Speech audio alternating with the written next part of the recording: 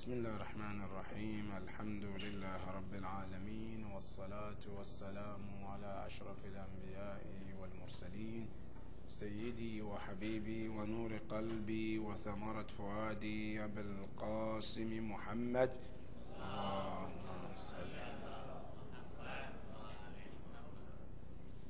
وعلى أهل بيته الطيبين الطاهرين المعصومين الهاديين المهديين الذين أذهب الله عنهم الرجس وطهرهم تطهيرا.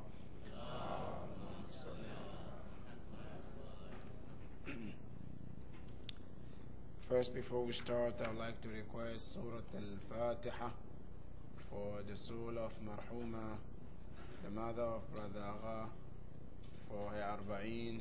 May Allah be pleased with her soul. Surah Al-Fatiha.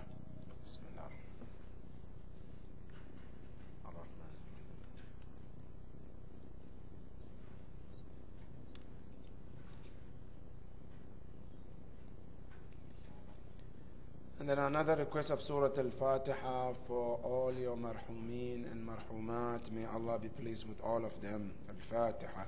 Bismillah ar-Rahman.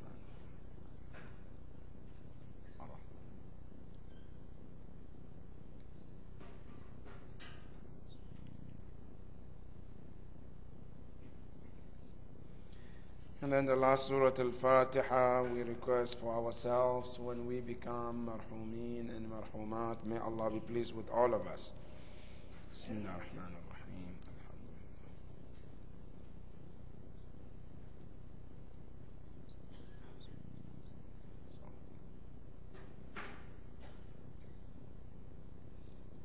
Salawat ala Muhammad wa ali Muhammad.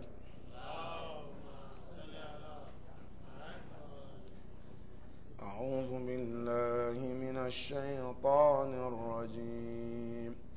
بسم الله الرحمن الرحيم.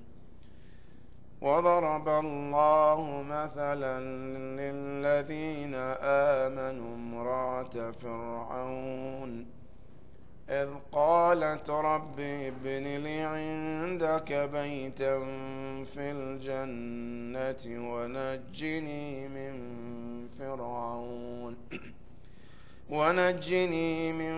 فرعون وعمله ونجني من القوم الظالمين. صدق الله العلي العظيم. صلوات على محمد.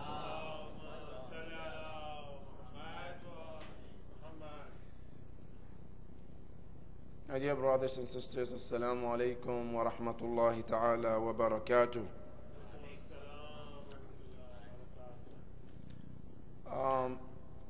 Tonight we have two major events. One is, as you know, today is known as the birthday of Zainab Salamullahi alayha.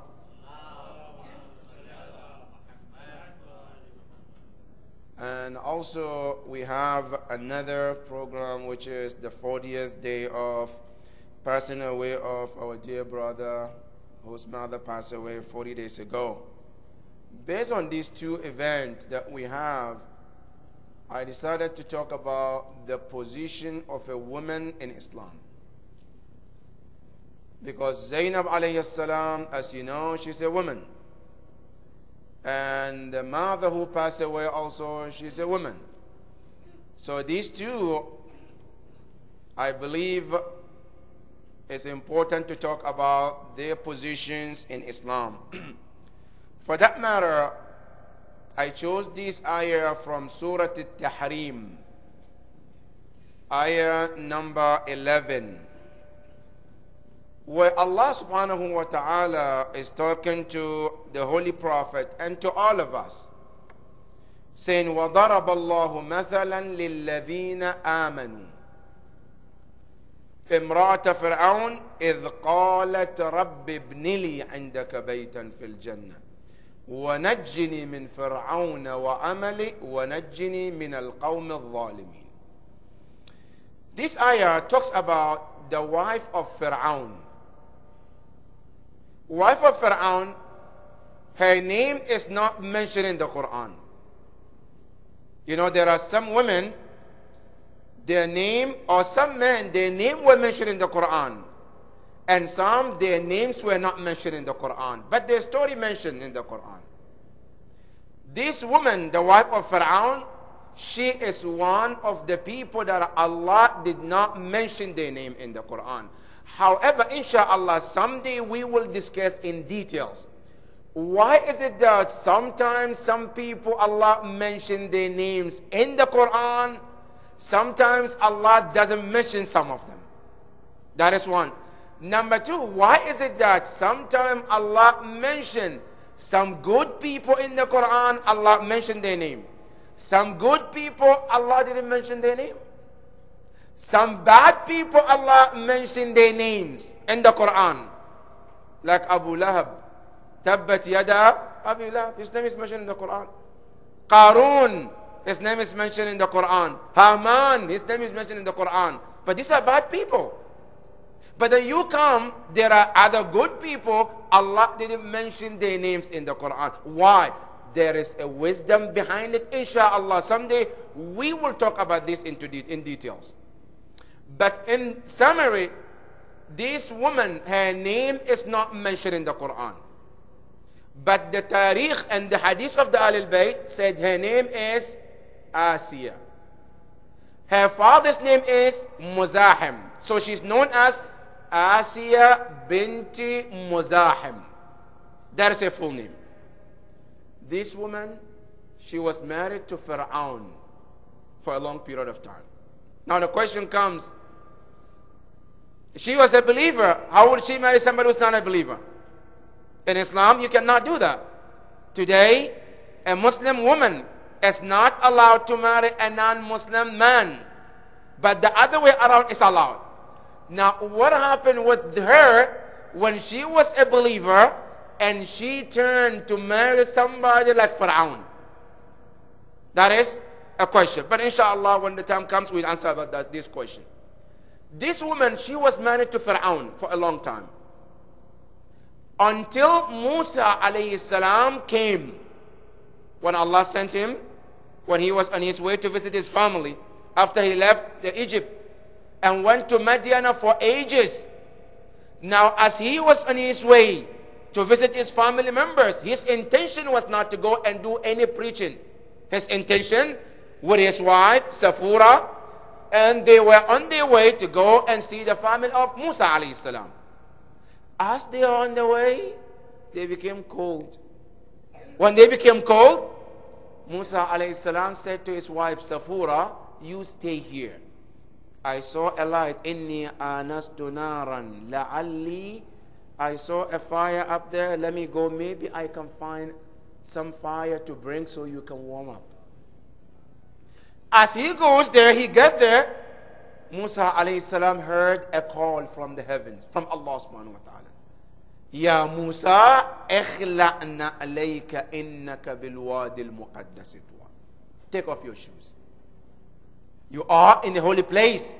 After a long conversation between Allah and Musa, Allah told him, Ya Musa, go to Pharaoh. Go and call him. Musa alayhi salam didn't want to go to begin with. For two reasons. Number one, he mentioned in the Quran too. He said, I killed somebody there and I'm afraid I will get killed. That is one of my reasons. Number two, he said, also my speech is not clear. Because you know Musa alayhi salam, when he was growing up, as he was in the house of Pharaoh, and he kept pulling the beard of Pharaoh all the time, Pharaoh decided to kill him. But Asiya, she said, no, don't kill him. Pharaoh decided to test Musa alayhi salam, to see if he's a matured, or if he's doing this on purpose, or he is just a child. The narration said he put this fire here and he put a gold in the other side. And he put Musa alayhi salam into test. That if Musa goes and picks the gold, that means he's a smart guy. And that means I have to kill him. But if he goes and takes the fire, that means he's still a child. Because he can't tell between the fire and gold. And you know what? Prophets and the Imams, they matured from the day they were born.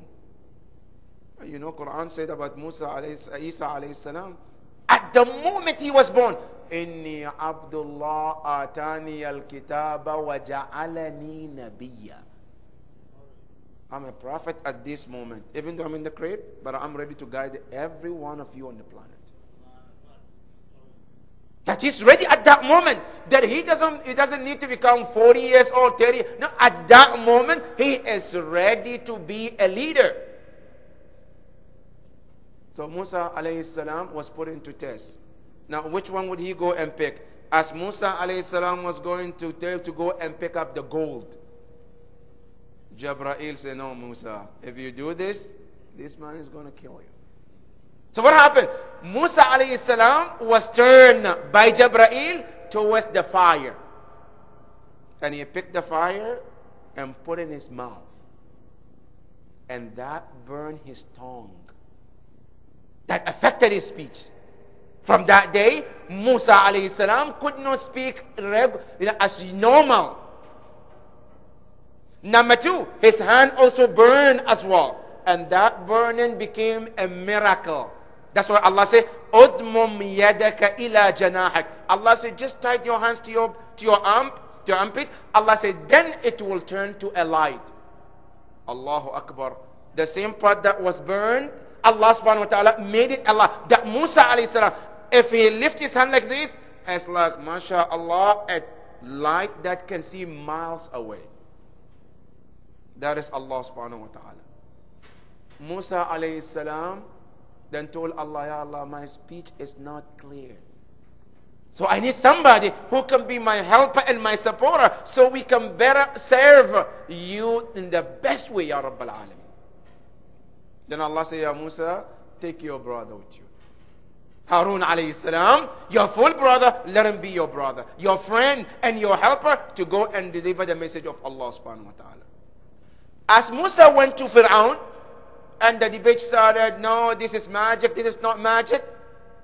Then Fir'aun decided that, insha'Allah, we will gather everyone on a day, they call it in the Quran, Yawmuz Zina. That is a special day that everyone will be gathered in the city, in a special place. So Musa and Fir'aun and his people, with the Musa alayhi salam and Fir'aun, with his brother Harun, will see who is the right and who is wrong. Now they gathered that day. That day came and Musa alayhi salam was standing with just him and his brother.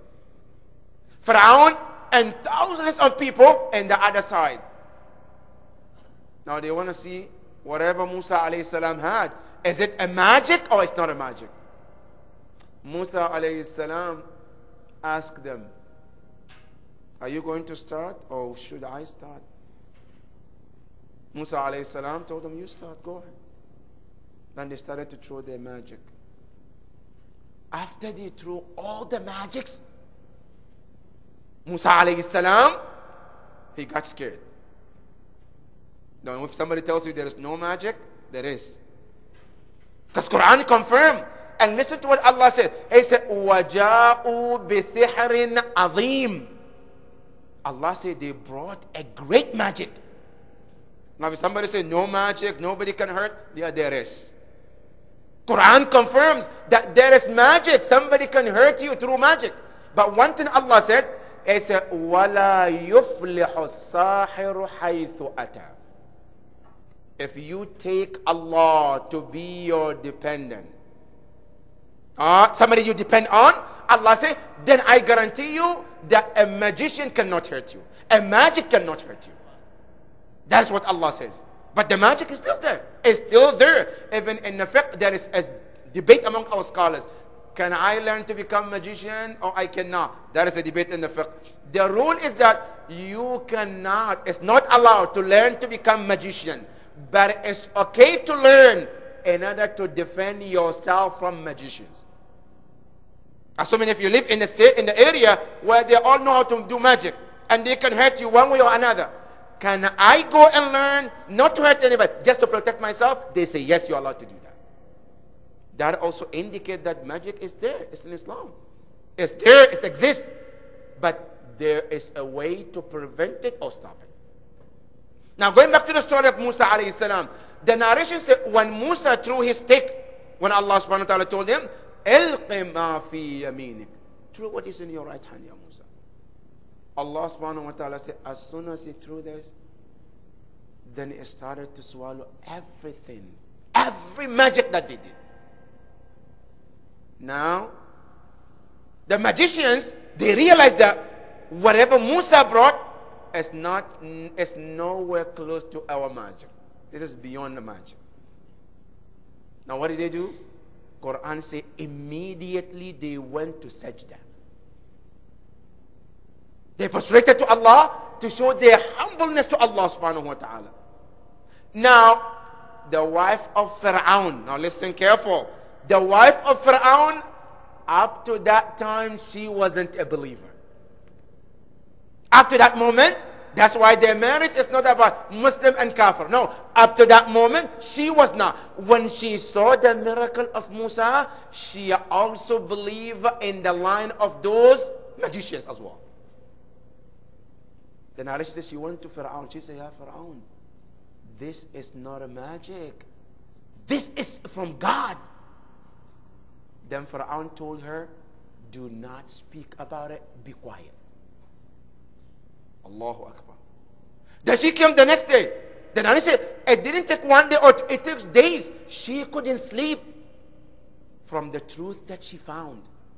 Every single day, she will talk to Fir'aun. "Ya Fir'aun, what Musa brought is not a magic." But she would not. Fir'aun would not listen. Fir'aun kept telling her, "Don't talk, be quiet." But she couldn't be quiet. Allahu Akbar. It's like a fire burning inside her that she wants to get it out. But Fir'aun keeps stopping her. At the end, she told Fir'aun, "Ya Fir'aun, I want to declare something to you." "What is it?" She said, "I believe in the Lord of Musa and Harun, and I believe that there is no God but Allah." When she said this, Fir'aun's face changed. Immediately Fir'aun said to her that either you have two choices. One choice is what? Either you go back from what you just said, or you face the punishment of Fir'aun. She said to Fir'aun, "I'm sorry, I can't take it back. I have already gave it to Allah and there is no way going back." Fir'aun then ordered his soldiers to take this woman, his wife, and punish her.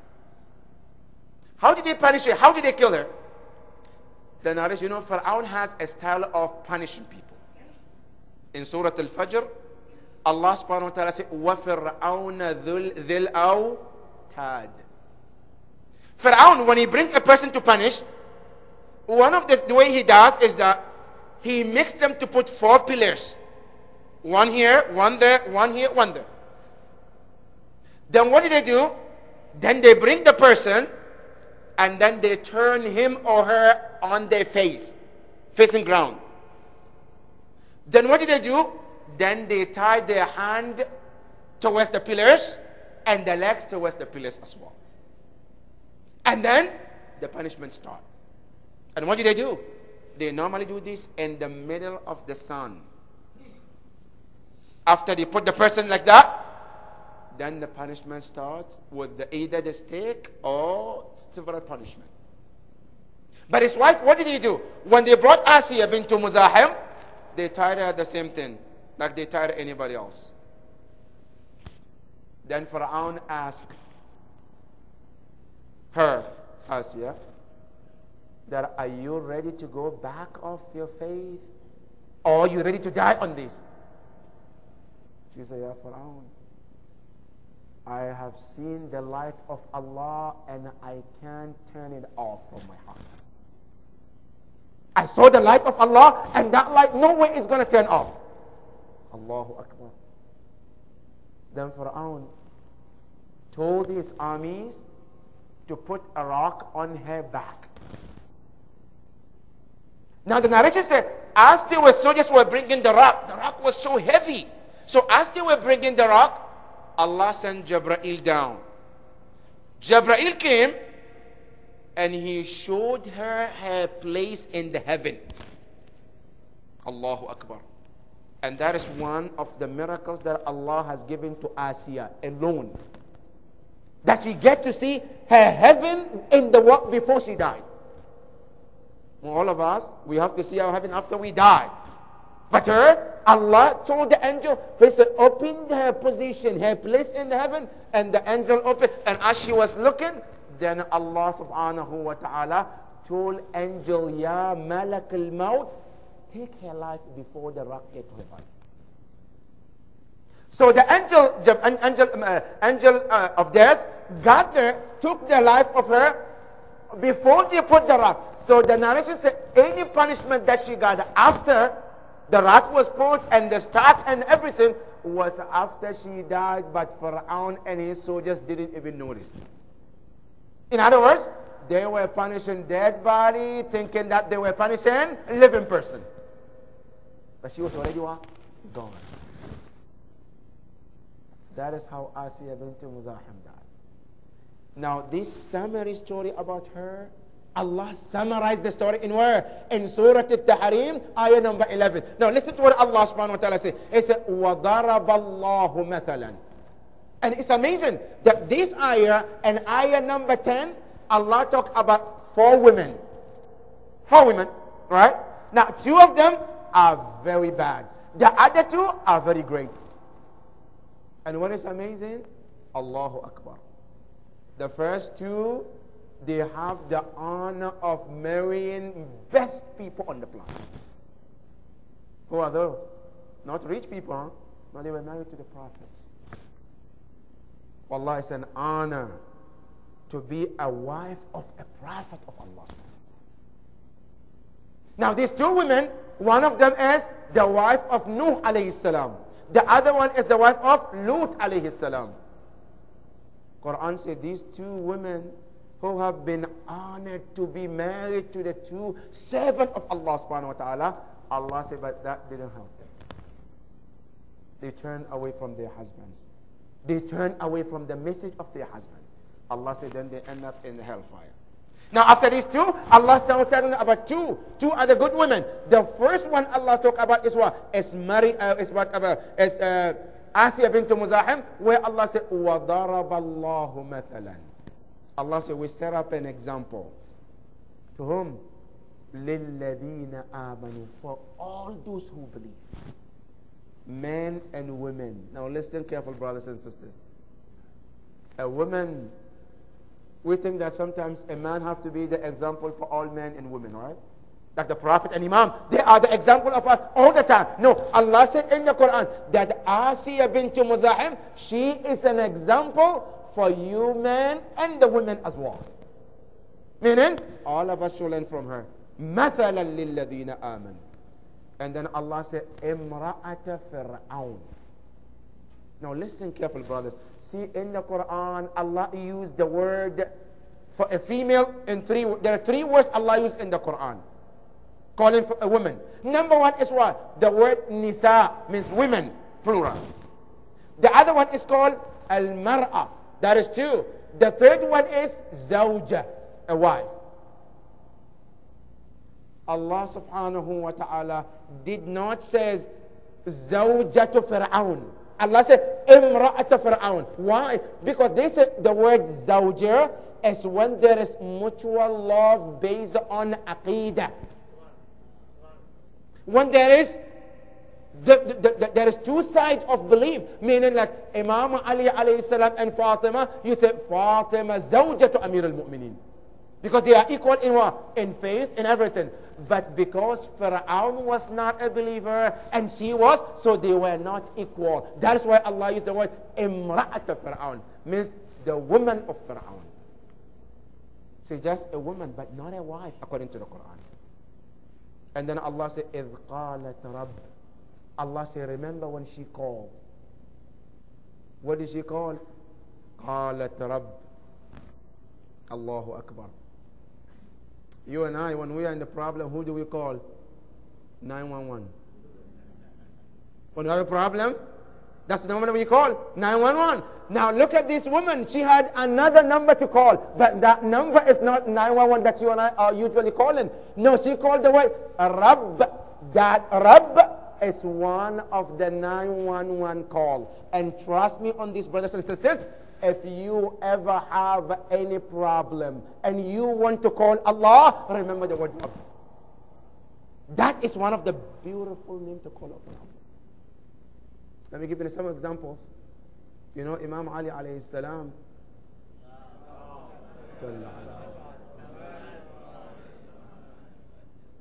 when he was struck, when he was in the masjid, what was the last word he called Allah in that tashahhud? Fustu wa rabbil Ka'bah. Rabb, Imam Ali called. That is number one. Number two, in Hadith al-Kisa, you read every day. Right? What did he say? When he asked Allah, when Imam Ali asked the Holy Prophet, Ya Rasulullah, akhbirni ma li julusina tahta al-qisa'i min al-fadl indallah. Tell us, Ya Rasulullah, what is the value of us being under this blanket? The Prophet told him, Ya Rasul, Ya Ali, ما ذكر خبرنا في محفل من محافل أهل الأرض وفيه جمع من شيعتنا إلا حفت بهم الملائكة ونزلت عليهم الرحمة until the end. After that, when Imam Ali said, he said, Wallahi fuztu, he says, Faza shi'atuna wa rabbil Ka'bah. That is the word Rabb. That is number two, brothers. Number three, the word Rabb also in the Quran. See, Ibrahim al-Khalil alayhi salam, after he finished building the Kaaba, now he wants to talk Allah. He wants to ask Allah something. You know what did he say? He said to Allah, Rabbana ij'alna muslimayn lak. Oh our Lord, let me and my son Ismail be the true servant of yours who completely submit. The word they call Allah is what? Rabbana. Now, not only that, even Allah, when he talked to the Prophet, Ya Rasulullah, you want knowledge? The Prophet said, yes. Now, how should I ask you, Ya Rabb? Allah said to him, Ya Rasulullah, وَقُلْ رَبِّ زِدْنِي ilma. Ya Rasulullah, you want to call me to ask to increase your knowledge?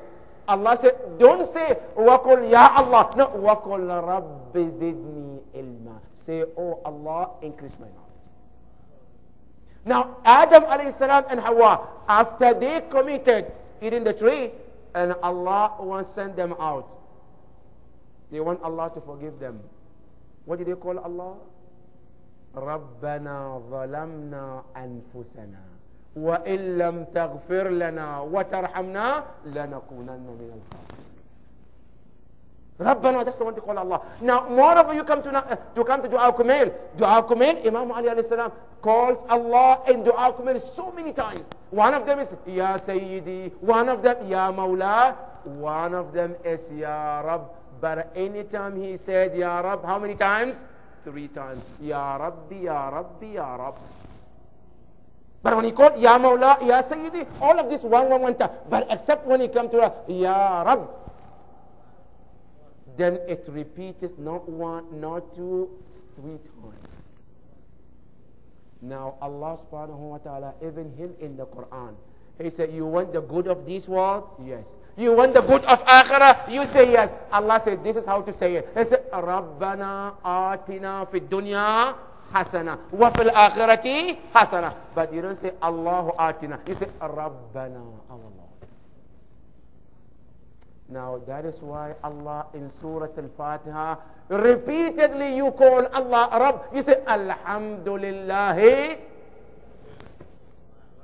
That is 911, brothers. You want to call upon Allah? Don't miss this number. If you want Him to respond to your call, always remember Rabb to be in your dua. That is why Asiya bint Muzahim, إذ قالت, when she called Allah, she said, Rabbi ibni li indaka baytan. Ya Allah, ibni li. She's asking Allah, oh Allah, you built me a house. Baytan, I want a house. Why house? Yeah. Asiya. Because she's living a castle that she used to live in. Belongs to Fir'aun. Now, but she wants another castle that was built by Allah. Because the one she used to live is built by human. Now she has found something better than what we have people built, and that is the house of Allah. So she said, Ya Allah, ibnili indaka baytan. I want you to build me a house at your side. Where? Fil Jannah, in the heaven. وَنَجِّنِي مِنْ فِرْعَوْنَ. Ya Allah, rescue me from whom? From Fir'aun وَعَمَلِهِ, and his actions. And then he said, وَنَجِّنِي مِنَ الْقَوْمِ الظَّالِمِينَ. Allah, save me from the oppressors. Al-Zalim, oppressors. Now, Asiya bint Muzahim, that is a dua to Allah subhanahu wa ta'ala. Now, I just want to show you some lessons we can take before we go to the next step. Lesson number one, brothers and sisters. What makes a person to stand strongly on their faith? Despite they see that death is on their way. They see that they're going to die. But they say, no matter what it takes, I'm ready to die. Let me give you an example. With the Karbala. You know what Imam Hussein was going to Karbala? And before he even went to Karbala, there are thousands and thousands of people who gave their bay'ah to Imam Hussein. Right? But at the end, how many of them stayed on their promise to Imam Hussein alayhi salam? 72. What happened to the rest? They left him. Now you think they were not Muslims? They were. Now those who got killed, they were Muslims. Those who left, they were Muslims too. Now why is it that these Muslims were able to stand to the last moment and this one did not able to stand? What is the cause? That this person knows where Imam Hussein is telling them, you will get killed tomorrow, you will die. I said, no problem. It's a privilege to die with you. The other one here, no, you're going to die. I said, guess what? I have to leave now. They're both Muslims. They both pray, but the one stand on their feet and they're ready to die for whatever happened, and the other one is not ready. What is the difference? Now here's the difference. See, in Islam, there are two kinds of Islam. There is one is called Al-Islam Al-Shafawi, and then we have Islam Al-Qalbi. The first level of Islam is what? Is to stay with your mouth. Ashhadu an la ilaha illallah wa ashhadu anna Muhammadan Rasulullah. As soon as you say it here, if it doesn't pass the mouth to get to the heart, then it's called what? Islam Shafahi. And if it's in the mouth, then you and I will not dare to die for anybody. Why? Because the Iman is not there yet. But as soon as it passed the mouth to get to the heart, and that's what Quran said in Surah Al-Hujurat, he said, وَلَمَّا يَدْخُلِ الْإِيمَانِ فِي قُلُوبِكُمْ. In Surah Al-Hujurat, the people who came and said to the Prophet, Ya Rasulullah, they said the Shahadatain, and then immediately they said, Ya Rasulullah, we are believers. The Prophet, Allah said, no, you are not a believers. You are Muslims. قالت الأعراب آمنا قالوا لم تؤمنوا ولكن قولوا أسلمنا. Say we just Muslims, but you're not believers. When can I call myself a believer? He said, وَلَمَّا يَدْخُلُ الْإِيمَانِ فِي قُلُوبِكُمْ. When the Iman, it translates into your heart, and it passes them out to get to the heart, that is when a person can become what? Can stand firm and die for his faith. And Asiya alayhi salam, her Iman has passed her mouth and got to the heart, and that is why she was ready to die for her faith, and even did so for the sake of her faith. That is lesson number one. Lesson number two, which is a lot of things that you hear from us. What do we say?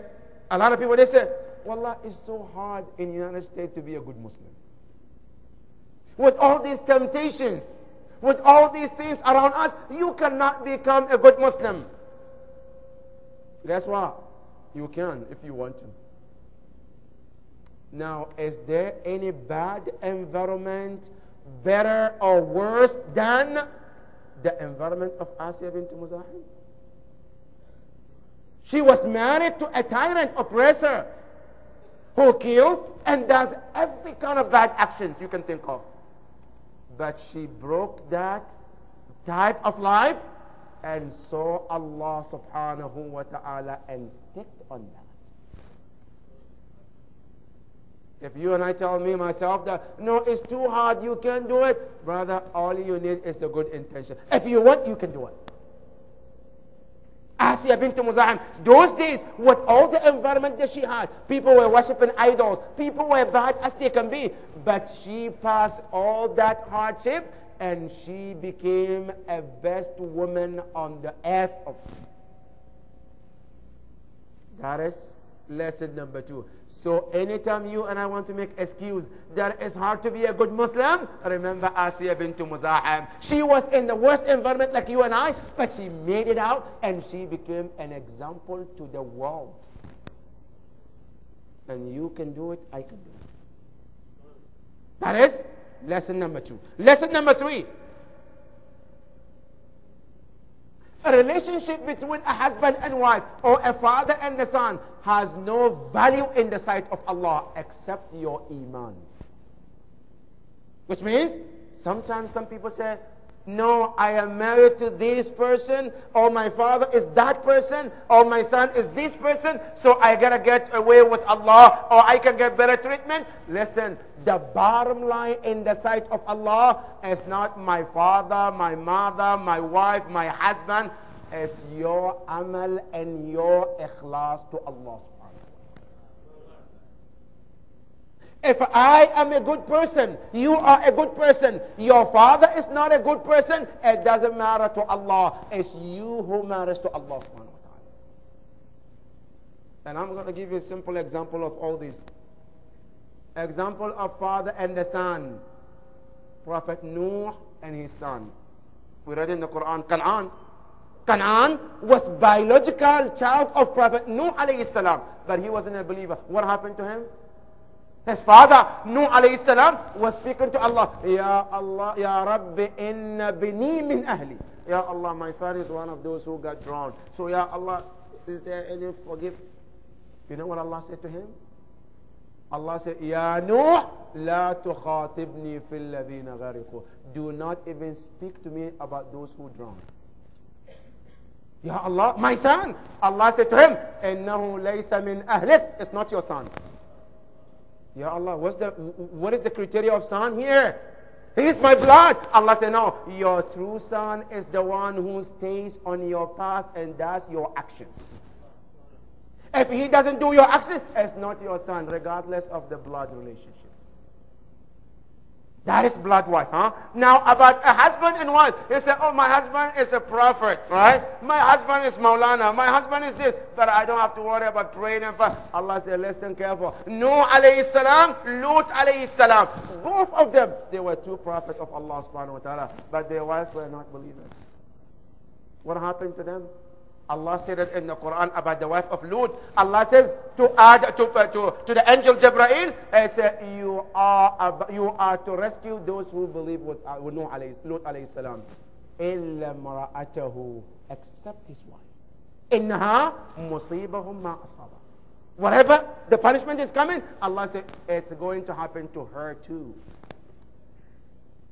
Now, what is her relationship with her husband? The wife of prophet? Allah said, it doesn't matter to me. That she was married to a prophet, it doesn't count in the sight of Allah. What counts is your faith and your amal. That is also a son. So now, reverse it. A wife is a mu'minah. She serves Allah subhanahu wa ta'ala. Like Asiya bint Muzahim. Her husband is Fir'aun. Can the action of the husband affect her as a true believer? Allah says, subhanahu wa ta'ala, say no. If any one of us, what you do is what you reap in the sight of Allah subhanahu wa ta'ala. Relationship, my son, my wife, my husband, it doesn't have any room in the sight of Allah subhanahu wa ta'ala. That is lesson number 3. Lesson number 4. This woman Most of the time people say, al-mar'atu ala dini zawjiha. A woman, she normally follows her husband's path. If the husband is a Muslim practicer, then she become practicer. If her husband is not, then she switch also. Meaning she always follow her husband. Asiya bint Muzahim, she broke the record. What's the record? It's the rule of Allah. What's the rule? Allah stated in one of the hadith, لا طاعة لمخلوق في معصية الخالق. There is no obedience to any being if that displeases Allah subhanahu wa ta'ala. Whether it's a husband, whether it's a wife, whether it's a father, it doesn't matter. When they go against Allah subhanahu wa ta'ala, that is the bottom line. Allah said we're not allowed to be able to obey them anymore. Asiya bint Muzahim, when her husband, she was following him as a husband, listening to him. As soon as he crossed the line, now he is disobeying Allah. She said, that is the bottom line. I can't obey you and disobey Allah subhanahu wa ta'ala. That is another lesson. That it doesn't matter how much I love my wife. It doesn't matter how much I love my husband. It doesn't matter how much I love my child. If he or she crossed the boundary or the law of Allah, there is no obedience to that person. That is another lesson. Now, this woman, Asiya bint Muzahim, after she passed all this that we mentioned, Allah subhanahu wa ta'ala made her to be one of the 4 best women in the world. 4 best women in the world. That not only she's best for the men, for the women, also for all men as well. That Allah subhanahu wa ta'ala set her as an example to all of us. That is the role of a woman in Islam. One role of a woman in Islam is Zainab Salamullahi alayha.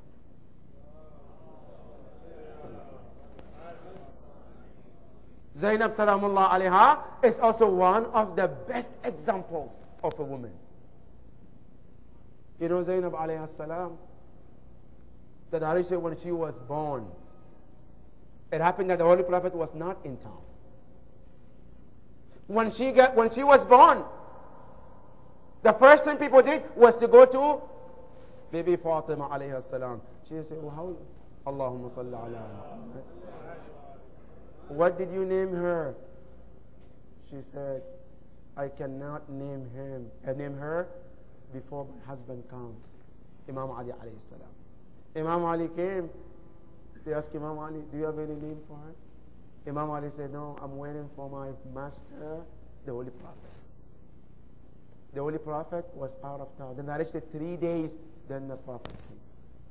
When the Prophet came, the Prophet went to the home directly to see his granddaughter. As soon as they gave her to the Prophet sallallahu alaihi wasallam, Jibreel came, was standing next to the Prophet. Ya Rasulullah, this is my congratulations from Allah to you and to your family. Imam Ali and Fatima and Hassan and Hussein. For the newborn. For the new baby that you have in your family. Then Jibreel said, Ya Rasulullah, Allah told me to tell you to name her Zainab. Name her Zainab? Yes. Allahu Akbar. That name Zainab is not the name that was chosen by anybody. It was chosen by what? By Allah subhanahu wa ta'ala. Then she was given the name of Zainab. This Zainab, brothers and sisters, salamullahi alayha. You know, when you read in her ziyarah, when you go to Syria and you read her ziyarah, or here, this ziyarah that was written by Ma'soom. You know, one of the how does the Imam describe Zainab salamullahi alayha? One of the part of the ziyarah, he says, Alima ghayra mu'allama wa fahima ghayra mufaham.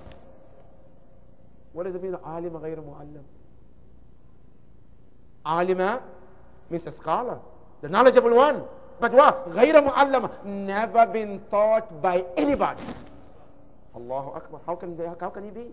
You and I, we have to go to school or taught by our parents and mothers to know something, or our friends or neighbors.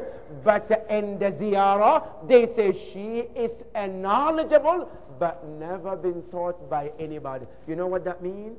That means her knowledge is ilmul ladunni from Allah subhanahu wa ta'ala.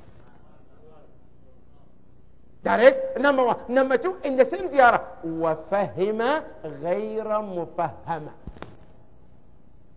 means the one who understands but doesn't need anybody to teach her to understand. That is Zainab Salamullah alayha. That is Imam describing her, and they know she's known as what? Ma'asuma bil-isma sughra as well. The narration says one day after she was born, she was 3 or 4 years old. Imam Ali alayhi salam brought her, and he asked her to say, Allah wahid. Say Allah is one. She said Allah is one. And then she said, Imam Ali said, say two. And here, brothers and sisters, this is one lesson that we need to learn.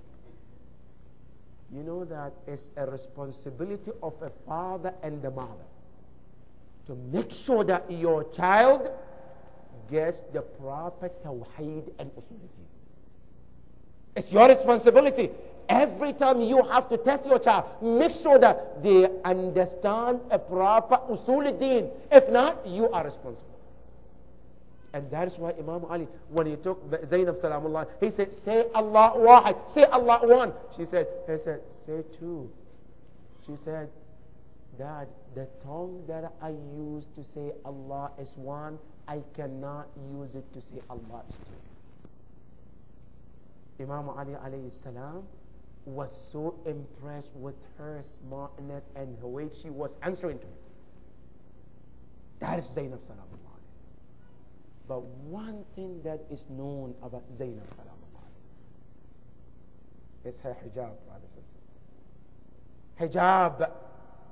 And you know, when I say hijab, the first thing comes in our mind is what? Sisters. We know. No, when we say hijab, it's about all of us. And you know what? In the Quran, Allah didn't ask women to wear hijab until Allah told us men to wear hijab first. But the hijab is two kinds. There is a called hijab al-badani, hijab that you cover. And then there is hijab amali, action hijab, that you wear hijab. What is our hijab? Men, we have two. One is what? Allah subhanahu wa ta'ala said, وَكُلِّ الْمُؤْمِنِينَ يَغْضُضْنَ مِنْ أَبْصَارِهِنْ. Lowering your gaze is your first hijab. That's from the Quran. In Surah Al-Ahzab, Allah should tell the mu'mineen, the believing men, to lower their gaze. That's one. Number two, they also should observe their hijab. What is the hijab of men? They say you are not allowed to uncover anything from your chest to your knee.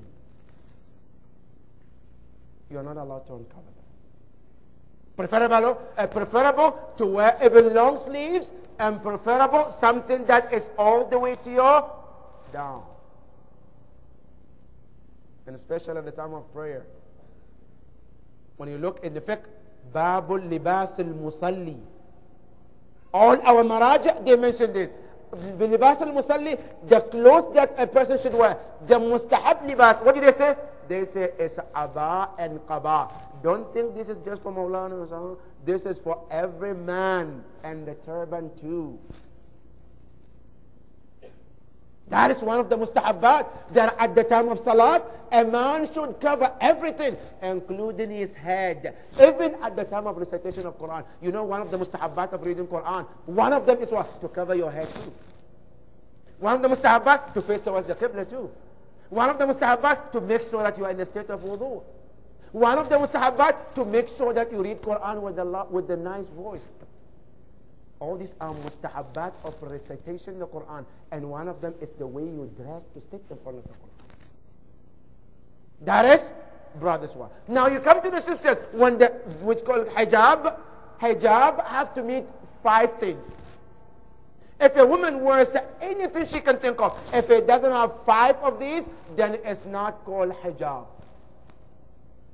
Number 1, they said, sitrul badan, covering the body. What I mean of covering the body? There are two kinds of covering the body. One is sometimes I wear something, it's covering my body, but it is exposing the body. Meaning tight.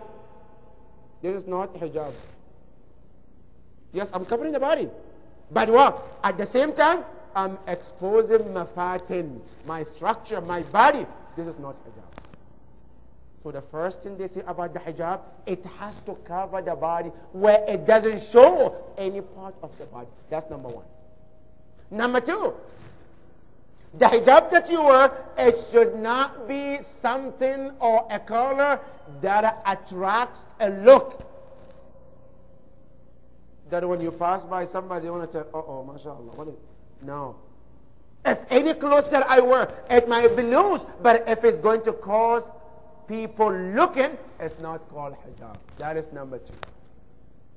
Number three, you should not wear any perfume that will cause attention as well. See, sometimes you wear the clothes, you wear the hijab, proper hijab. It's not exposing the body.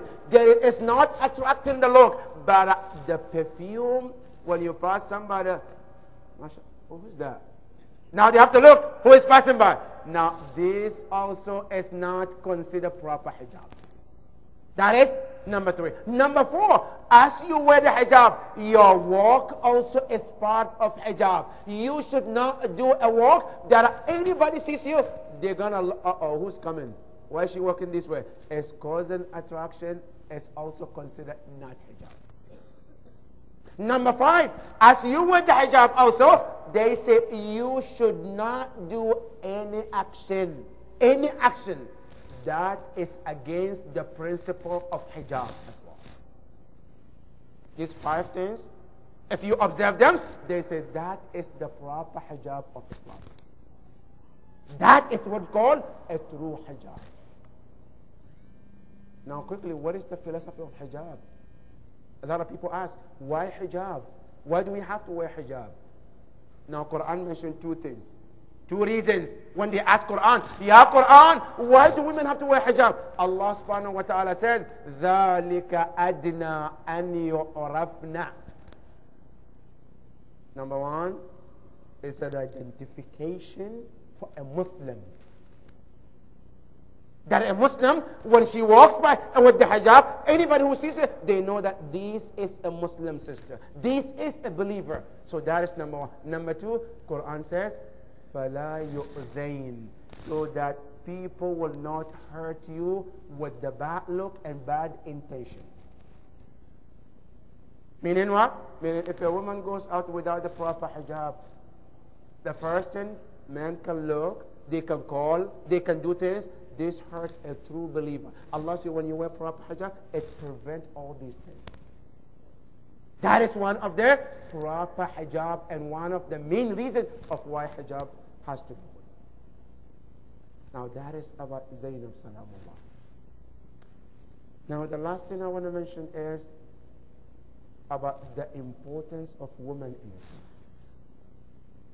You know, brothers and sisters, Islam has not emphasized something in the Quran and Hadith as Allah and the Prophet emphasized the importance of mothers. Mothers, Allahu Akbar.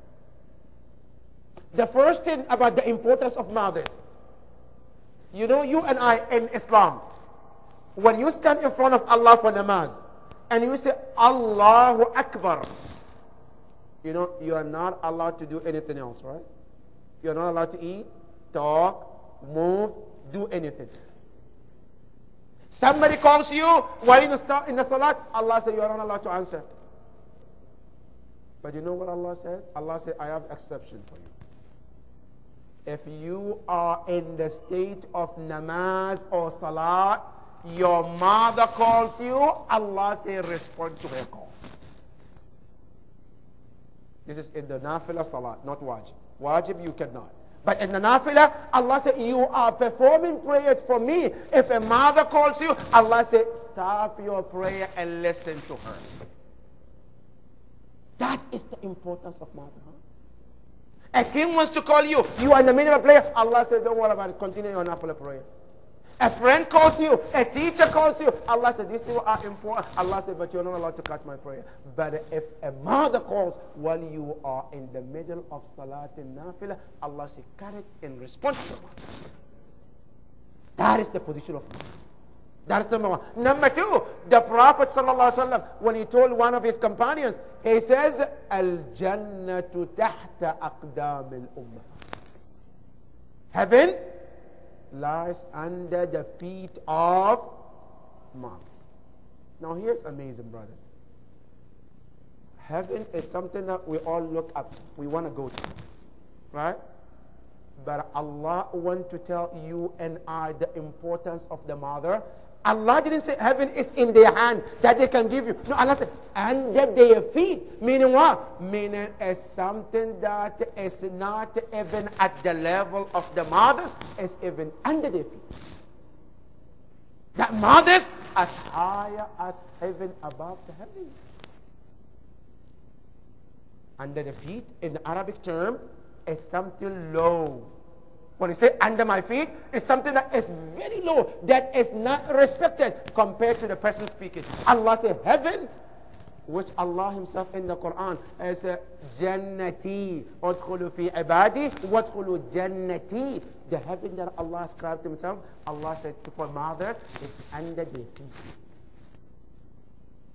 That is the role of the mothers. Not only that, brothers and sisters. Mothers have a higher position in the sight of Allah.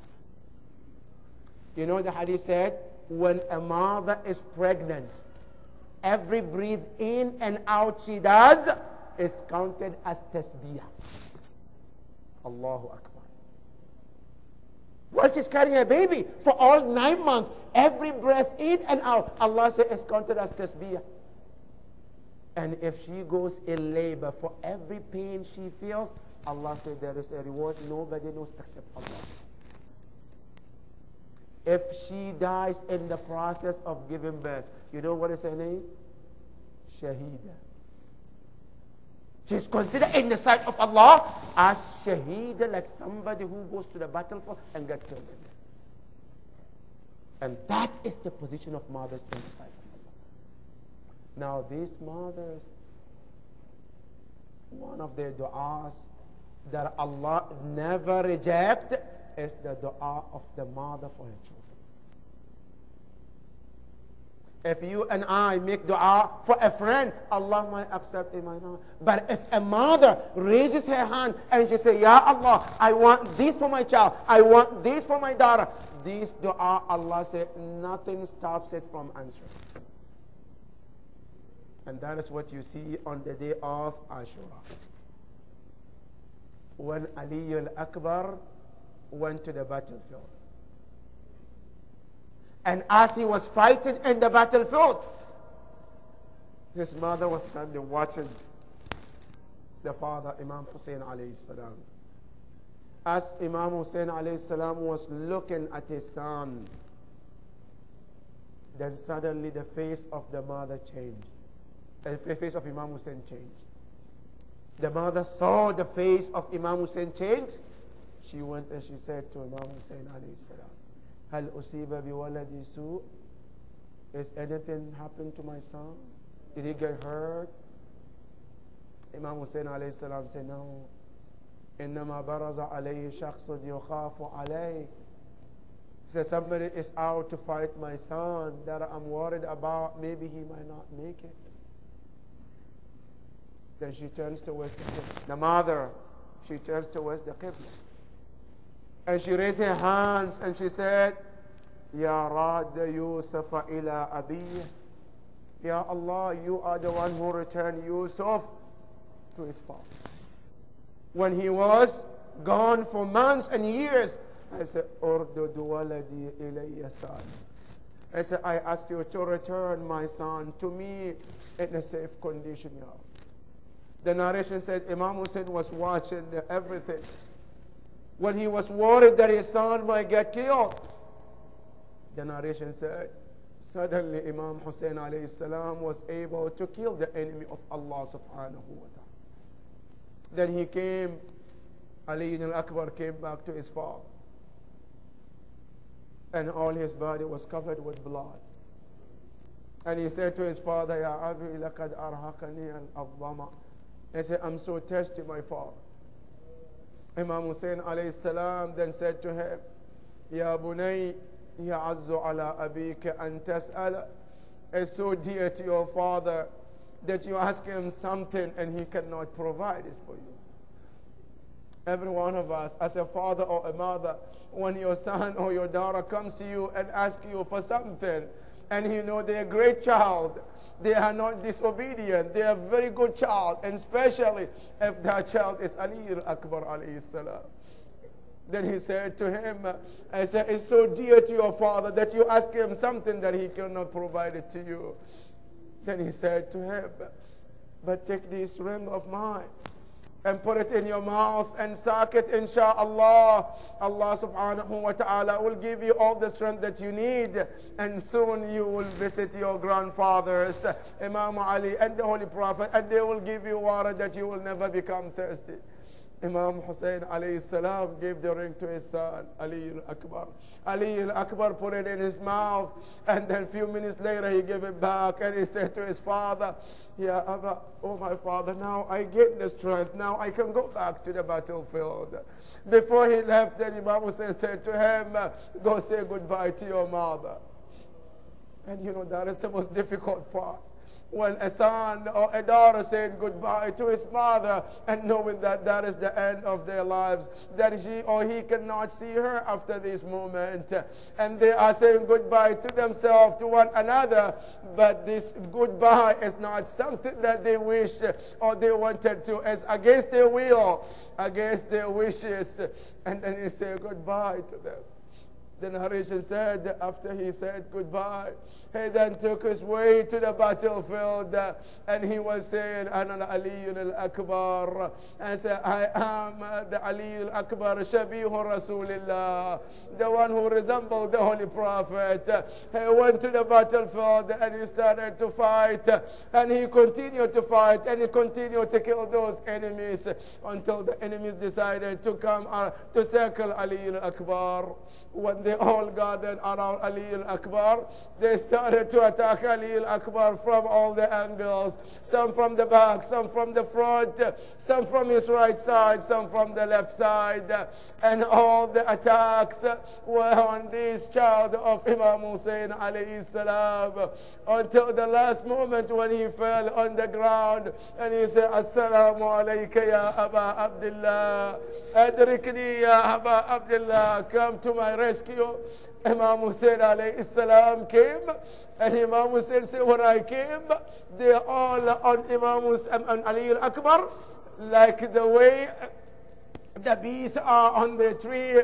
Allahu Akbar. He said, فَكَشَفَهُمْ عَنْهُمْ. Then he managed to clear them from Ali al-Akbar. Then Harish said, and he took Ali al-Akbar's head and he placed on his thigh. And as he was looking at Ali al-Akbar, Ali al-Akbar said, Ya Abi, oh my father, Hada Jaddi Rasulullah. The promise you just gave, this is my grandfather Rasulullah, and the other is my grandfather Imam Ali alayhi salam. They are saying salam to you, and they brought the water as you stated, and then they say, you welcome Ya Hussein alayhi salam. Imam Hussein alayhi salam was looking at his son. The narration said, then he saw Ali al-Akbar had the last breath. Then he died in that situation. After his shahada, Imam Hussein alayhi salam looked at him and he said, Bunayya Ali, ba'daka dunya al-afa. Oh my son Ali, I say, after you this world is worthless. There is no reason to live after you, Ya Ali. Because Ali al-Akbar was like the backbone of Imam Hussein alayhi salam. Imam Hussein alayhi salam returned to the tent. The narration says, Raja'a wa huwa muhdawda bil-dhahar. He came back and he couldn't stand straight. And the narration said that when he came back to the tent, he said, Ya Ahla Abi Talib, oh the children of Abu Talib, I said, go and pick up your brother. Why, Ya Hussein, you always picked up the rest of the shuhada. Why not to pick Hussein Ali al-Akbar? I say, كلما رفعت جانبا سقط الجانب الآخر. I say, I have no will, they have no power to pick up my son. I say, moreover, when I pick one side, the other side falls because Ali al-Akbar was cut into pieces. Inna lillahi wa inna ilayhi raji'un. وسيعلم الذين ظلموا أي منقلب ينقلبون والعاقبة للمتقين. Ya Allah, we ask you, for the sake of tonight, for the sake of today, Ya Allah, Yawm al-Jum'ah, which is known as one of the greatest days, Ya Allah, which is known as the day of appearance of your greatest Imam, Ya Allah. We ask you, Ya Allah, be pleased with all the marhumin al-marhumat, Ya Allah. Ya Allah, for the sake of this great night, Ya Allah, we ask you, all mu'mineen and mu'minat, particularly our mother, Ya Allah, put her in the group of Muhammad and Ali Muhammad, Ya Allah. Ya Allah, grant her the shafa of Muhammad and Ali Muhammad, Ya Allah. Ya Allah, we ask you, when our time comes, Ya Rabb, let it be among the true servant of yours, Ya Allah. إلى أمواتكم وأموات المؤمنين رحم الله من قرأ الفاتحة مع الصلوات.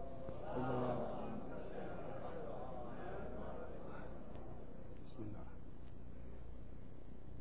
الرحمن الرحيم.